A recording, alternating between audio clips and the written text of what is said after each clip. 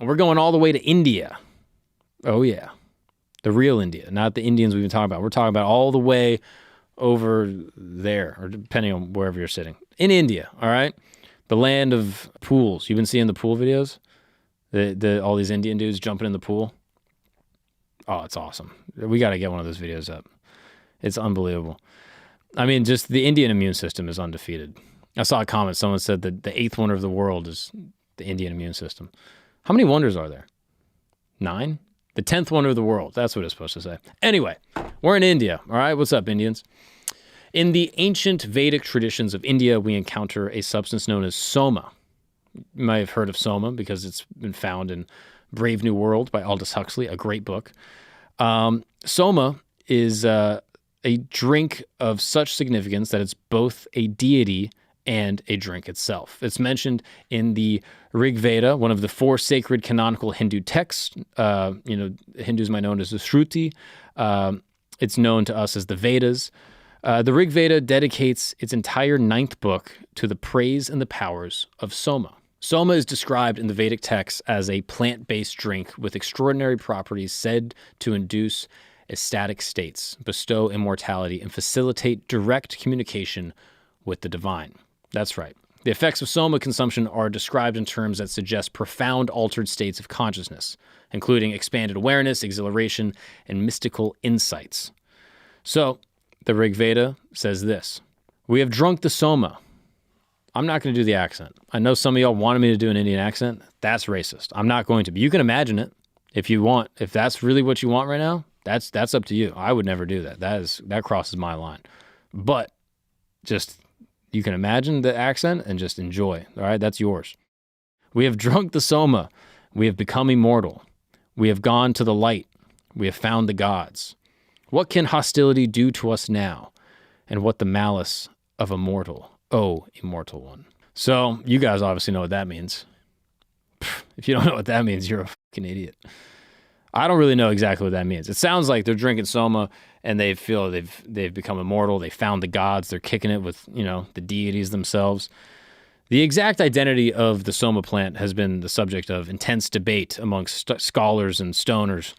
Both of them are like, where's this plant, dude? We got to find it. Some theories suggest it may have been a mushroom containing psychoactive compounds, while others propose it was made up of various plants that are native to the Indian subcontinent. Regardless of its exact identity and how it's created, the descriptions of Soma's effect in the Vedic texts very clearly indicate a substance capable of inducing an awesome time. In chapter 9, verse 20 of the Bhagavad Gita, it said that, quote, "Those who perform actions, desiring fruit from these actions, and those who drink the juice of the pure Soma plant are cleansed and purified of their past sins. Those who desire heaven attain heaven and enjoy its divine pleasure by worshiping me through the offering of sacrifices. Thus, by performing good action, one will always undoubtedly receive a place in heaven where they will enjoy all of the divine pleasures that are enjoyed by the deities." That sounds pretty sick to me. I mean, wow. Those are cleansed and purified of their past sins. I mean, it's just kind of like describing a good trip. Like, ask anyone that's ever done mushrooms. They're like, if you go into it in a bad headspace, you're trying to think of negative stuff, you're going to have a bad time. But you go into it, you're pure, you're fasting, you're a virgin, you're going to have a great time. So, all that to say, they figured out how to trip well. It's said that the priests, at the time, would carefully extract the juice from the Soma plant, mix it with other ingredients, probably like lime or something, and offer it to the gods before consuming it themselves. This sacred drink was believed to bridge the gap between the human and divine realms, allowing participants to experience a taste of godhood and gain profound spiritual insights. I mean, the plant described in Rig Veda is Vanaspati, meaning the evergreen golden one, resplendent with 1,000 branches. Seems pretty sweet.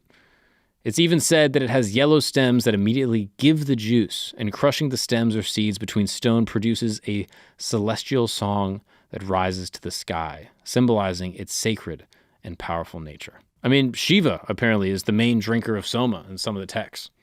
Imagine that. Some verses mention mixing the thick juice extracted from the Soma plant with barley flour. This has led some authors to theorize that Soma could be maybe a type of beer. Maybe it's just a nice Bud Light. You know, maybe that's all it is. I've had a couple Bud Lights in my time that maybe be like, yeah, there's God in this can. All right, let me just put it that way. That's the way they should market that shit. Be like, yo, you want to get close to God? Dilly dilly. So they suggest that barley flour may have been used as a thickener or a softener to make the plant's potential unpleasant juices easier to ingest. Which that's always annoying. You'll talk to people that like do mushrooms and they'll be like, oh, it tasted so bad. It's like, bro, you're about to blast off into to the sky. And you're like, oh, I didn't like how it tasted. Like, what? It's supposed to taste bad. Who cares? Like, I can't imagine being like, I would have like a transcendent experience where I meet God, but like, I don't want to have a weird aftertaste. Bro, you're going into the cosmos. Like, just deal with it. It's just, I don't know. I have all these friends that are like, oh, I put it in a sandwich. Eat it. It's a mushroom. Mushrooms taste bad. That's the point of mushrooms. Mushrooms are by far the worst food, for the record. Like, if nothing about a mushroom is good. It has the worst texture, has the worst flavor. And people are like, no, these mushrooms are good. It tastes like, whatever it's in. It tastes like pie. And you're like, bro, then just take them out. Just have pie. Like, why are you trying to trick this mushroom into tasting like something that's not? This is dumb. That's a sidebar. What does? Mushrooms contain vitamin D? Go outside, bro. Just get some sun. Like, this is crazy. Oh, mushrooms do nothing. The regular mushrooms, the psychedelic ones, I mean, those will blast you off. But now, Soma is a sacred plant, okay? I don't want to be undermining the sacred nature of Soma, all right? Hindus, Indians, I'm not coming for your thing, all right? I'm just riffing. But it is a sacred plant in the Vedic development of soda. I said soda. Come on, bro. It's not soda. Sometimes, I don't know, man. I see some Indians around Brooklyn that are crushing soda. Like, that is like their new Soma, dude. You give an Indian a Dr. Pepper, they're like, I'm a doctor. Anyway, the development of Soma at a mystical and spiritual level required purification of body, senses, and mind. It was not simply an intoxicant. Soma at a yogic level refers to the crown chakra, or 1,000 petal lotuses of the head, which is opened by Indra and releases a flood of bliss throughout the body. This inner Soma is the main subject of the Vedic hymns, though outer Somas were also important. So again, many people, I've talked to people that are deep into meditation, and they say that through meditation, they can have these psychedelic experiences. And perhaps that they're able to meditate in such a way that they're able to release this, quote, internal Soma, which is very interesting. I mean, shout out to the Indians. They've been on it for a while with a lot of, like understanding science and stuff. Like the way that like early Vedic texts describe like space and the cosmos is like amazing. But the fact that they even understood like, oh yeah, there's internal Soma and external Soma, which we now know, there's DMT that's endogenous to the brain that we create, but then there's exogenous DMT that's found in plants and stuff. Soma means body in Greek. I wonder what that has to do. I mean, the Aztecs called mushrooms flesh of the gods.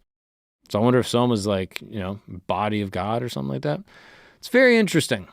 Very, very interesting.